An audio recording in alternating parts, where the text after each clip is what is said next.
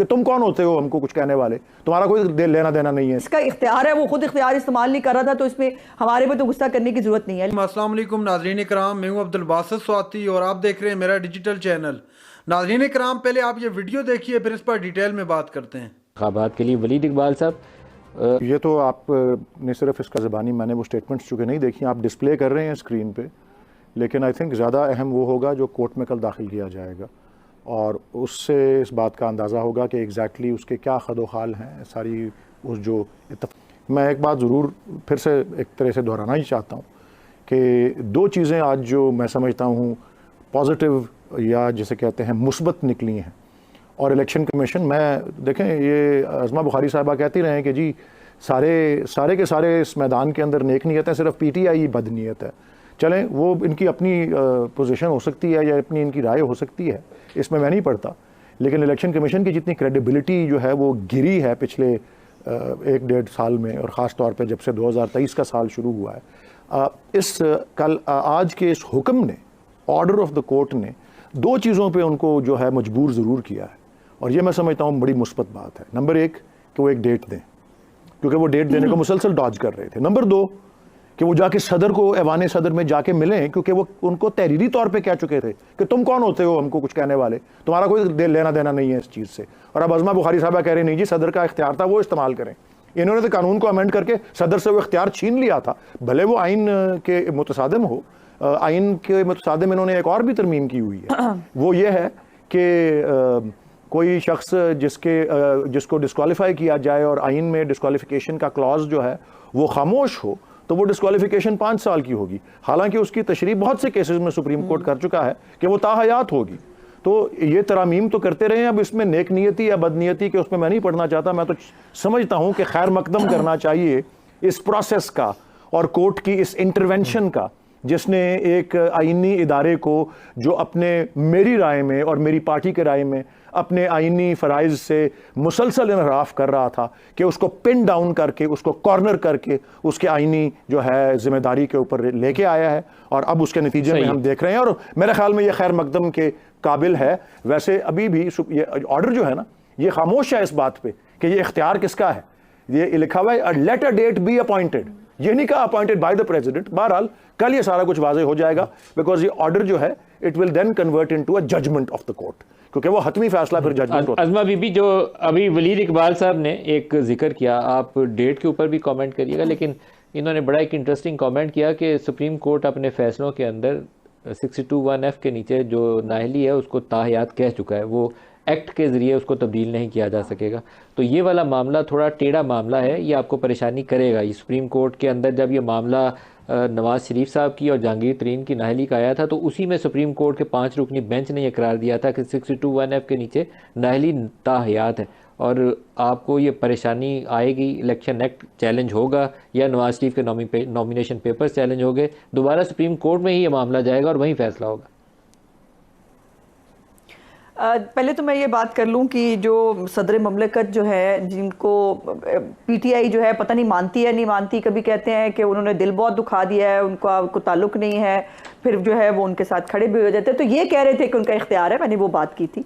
और ये पता नहीं 3 दिन जो है पीछे ले जाके, जो संडे की बजाय जुमेरात को ले जाके, ये कोई आइन की बालादस्ती को यकीनी बनाया गया है या कोई हिसाब किताब के ज़रिए ये जो है ये दिन किसी फाल में से निकला है कि ये दिन जो है वो जुमेरात का 8 फरवरी का होगा। बट जो भी होगा, हमें उसके ऊपर कोई एतराज़ नहीं। जहाँ तक आपके सवाल की बात है, देखिए मेरी गुजारिश ये है कि एक तो वलीद साहब को मैं ये भी बता दूं कि ये जो आज बेंच था, ये 3 रुकनी बेंच था, और प्रैक्टिस एंड प्रोसीजर एक्ट के जजमेंट के बाद अब जितनी भी आइनी दरखास्तें होंगी जिसके अंदर को आइनी क्वेश्चन जो है वो रिजॉल्व करना होगा, वो 5 रुकनी बेंच किया करेगा।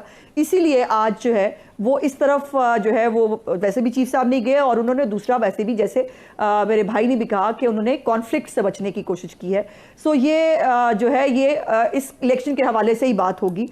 जहाँ तक जो खुद जिसका इख्तियार है वो खुद इख्तियार इस्तेमाल नहीं कर रहा था, तो इसमें हमारे पे तो गुस्सा करने की ज़रूरत नहीं है। लेकिन जो नाहली की बात है, देखिए ये भी प्रैक्टिस एंड प्रोसीजर एक्ट के अंदर ये बात को बड़ी डिटेल से डिस्कस किया गया है कि पार्लियामेंट का कानून जो है बनाने का इख्तियार वो क्या है, और क्या उस इख्तियार के ऊपर कदगन लगाई जा सकती है या नहीं।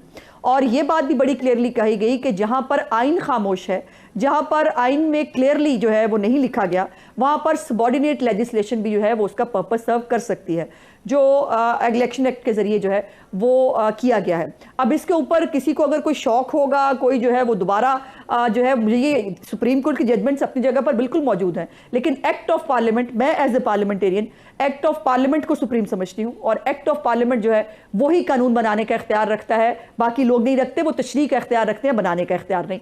सो इसलिए मियां नवाज शरीफ साहब की जो केस है उसके हवाले से कतई तौर पर कोई प्रॉब्लम मुझे तो कम से कम नजर नहीं आती। लेकिन अगर वो, और अब वैसे भी वो दिन नहीं रहे ना जी, जब जो है फरमाइशी पिटीशनें डलती थी और वो चैम्बर्स में जाके वो फिक्स भी हो जाती थी, फौरन डेट भी लग जाती थी और उसके ऊपर मर्जी का फैसला भी आ जाता था। अब वो दिन नहीं रहे, अब आइन और कानून के मुताबिक फैसले होने हैं। ये भी तो बताइए ना, 63A की जो डेफिनेशन की है, जो बाकायदा नया आइन लिखा है सुप्रीम कोर्ट के कुछ जजों ने बैठ के, उसको मैं कहां डालूं? उसके बारे में क्या ख्याल है? उसको जो है वो कहां रेट करना चाहिए पड़ेगी?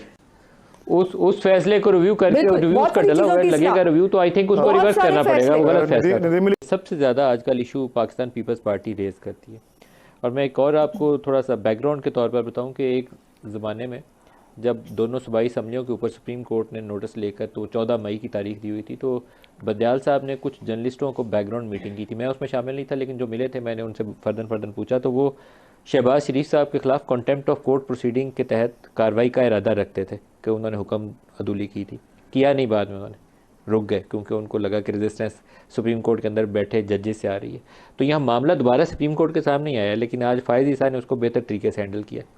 नाज़रीन कराम, आपने वीडियो देखी, बिला आखिर वो डेट आ गई जिसकी इंतज़ार पूरा मुल्क कर रहा था इलेक्शन के हवाले से। चूँकि उस पर आज एक तो इसको कोर्ट ऑफ ऑर्डर कह सकते हैं हम लोग, क्योंकि कोर्ट ने कहा कि आप फाइनल एक डेट अनाउंस करें, क्योंकि उसके बगैर तो गुजारा नहीं था। मुल्क के अंदर जो गैर यकीनी की सूरत हाल थी उससे भी निमटना था।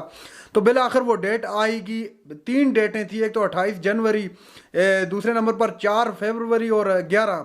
ये 3 डेटें डिस्कस हुई जब प्रेसिडेंट से मुलाकात हुई इलेक्शन कमिश्नर की, चीफ इलेक्शन कमिश्नर की। तो 8 का जो डेट है, 8 की डेट फाइनलाइज हो चुकी है अभी तक। बहरहाल कल जब ये कोर्ट के अंदर पेश करेंगे तो फाइनल तो वहीं से पता चलेगा। ये मसला तो हल हो गया। लेकिन एक और चीज़ जो सामने आ रही है वो ये कि 62(1)(f) के तहत जो नाइली है, जिसका डायरेक्ट ताल्लुक जो है नवाज शरीफ साहब से बनता है, उस हवाले से भी बड़ी चमागोइयाँ की जा रही हैं कि आया कि वो अभी भी नाइली उनकी बरकरार है या नहीं बरकरार। उस हवाले से भी बहुत ज़्यादा कन्फ्यूजन है, अभी तक क्लियर नहीं हो सका कि क्या वो इलेक्शन में आ सकेंगे या नहीं आ सकेंगे। बहरहाल देखते हैं कि कल कौन सी डेट जाती है कोर्ट के अंदर, फिर उस पर आगे क्या होता है, और इलेक्शन के हवाले से क्या सबको लेवल प्लेइंग फील्ड मिलती है या नहीं मिल पाती। ये तो कुछ भी इस पर कहना अभी कबल वक्त होगा, चूँकि डेट अनाउंस होने के बाद जो है फिर तमाम पार्टियों को इलेक्शन कैंपेन, मेरी जहाँ तक नाकिस नॉलेज है, सबको अलाउ होता है। नाज़रीन कराम, ये थी आज की हमारी वीडियो। चैनल पर जो नए चैनल को सब्सक्राइब कर लें अगली वीडियो तक के लिए। अल्लाह हाफिज़।